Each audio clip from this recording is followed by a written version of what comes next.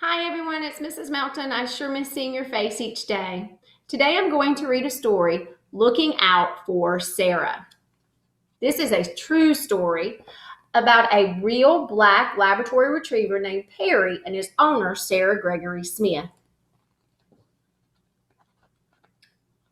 Looking Out for Sarah.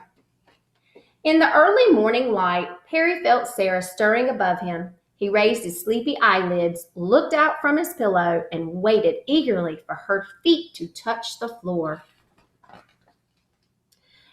A wag filled Perry's tail and traveled up his back. His paws landed in her lap. He licked Sarah's chin as she spoke to him in sweet tones. After breakfast, Sarah brushed the itches out of Perry's short, thick coat. He squinted happily when she groomed that place on his back that he never could reach. Perry loved their walks. He held still while Sarah buckled his harness around him. When his harness was on, he was working and had to listen carefully for directions. Where would he lead Sarah today? Left, Perry, said Sarah. As they strode down the sidewalk, Perry pulled to the side to sniff a tasty crumb.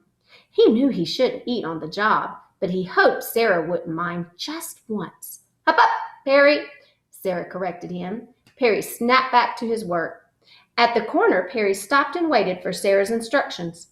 Forward, Perry. He checked to make sure no traffic was coming, although Sarah knew when he was eyeing a bagel, she needed help not bumping into things and avoiding cars.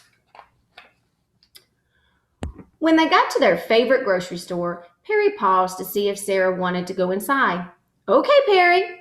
They walked through the automatic doors into the narrow aisles. Perry was hot.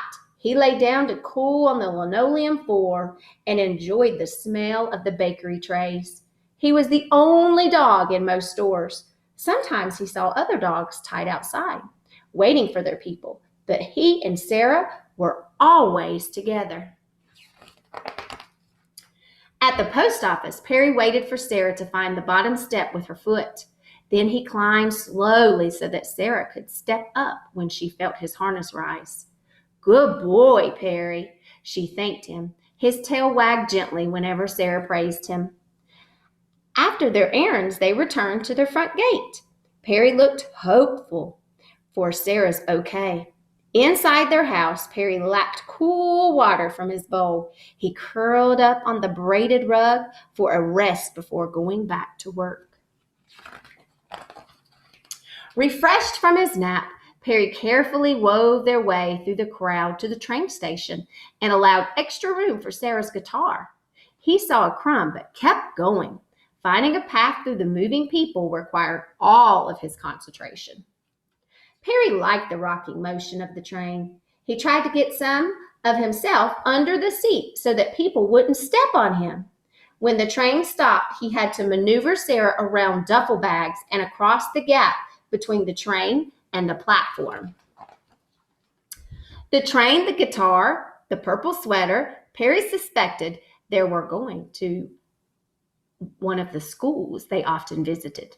He followed Sarah's directions all the way there and into a large sunny room. He wagged when he saw the children's faces at the same height as his. Their hands smelled like peanut butter and jelly or tuna fish. Perry laid back quietly while Sarah sang and strummed. Soon she had everyone singing and swaying and smiling. She even sang a song about Perry. He pricked his ears when he heard his name. Afterwards, Perry guided Sarah to a classroom. The children asked Sarah many questions. She told them that Perry was 7 years old. He was trained at a guide dog school. Yes, she and Perry once walked from Boston to New York to show the world what a guide dog can do for a blind person. It was a great adventure. Sarah passed around photos of their walk and said it was okay to pat Perry now. But when Perry or any other guide dog was working, they shouldn't pat or distract them. Being patted was Perry's favorite part of school. He snuggled against several laps and enjoyed the gentle hands stroking his fur. He slipped into a dreamy sleep. Perry dreamt about the time he and Sarah walked all day, every day, for a month along country paths and small town sidewalks. He had to keep a constant lookout for tree roots, potholes, and the ditches alongside dirt roads. He made sure to look up high so that Sarah would not hit her head on branches. Each night they slept at someone's house or at a motel.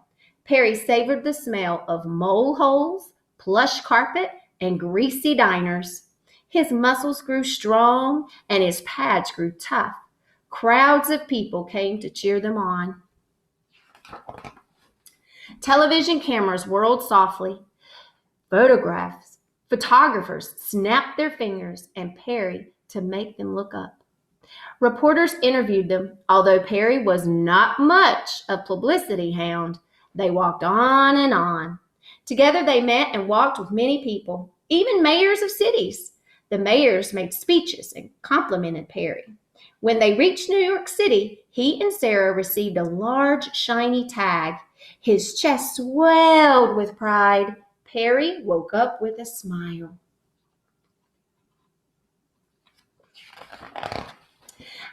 After their school visit, Perry and Sarah joined a friend at a restaurant with wooden booths and soft carpet. Perry's eyes widened when he saw the crumbs under the table. He quietly took care of them while glancing up at Sarah. Lucky she did not notice. The waiter brought him a large bowl of water. Perry always looked forward to his daily play session. He found a shortcut, a hole in a fence around the park, and carefully led Sarah in. The smell of the tennis ball made his tail swing widely. Sarah removed his harness. Perry never grew tired of bringing the ball back to Sarah. Each throw was exciting as the last. He bounded over small bushes and flowers and sped through the grass with his thundering paws. He loved the feel of the wind flattening his ears, but when Sarah called, "Perry, come!" his tail drooped, his head sagged, and his run turned into a reluctant walk. As he returned for his harness, he panted all the way home. He's tired, boys and girls. After his dinner, Perry laid down near Sarah at the piano bench. The breeze wafted in. Her piano notes filled the air. Her singing tingled his ears. The sounds rang round and mellow. Sometimes the light of the moon or the sound of the fire engines could move Perry the same way. An uncontrollable howl rose in his throat. He jumped up and sang one last joyless song with Sarah before heading up to bed. When Sarah pulled up her covers, Perry slithered onto his pillow. The cedar chips inside it smelled like the playground at school.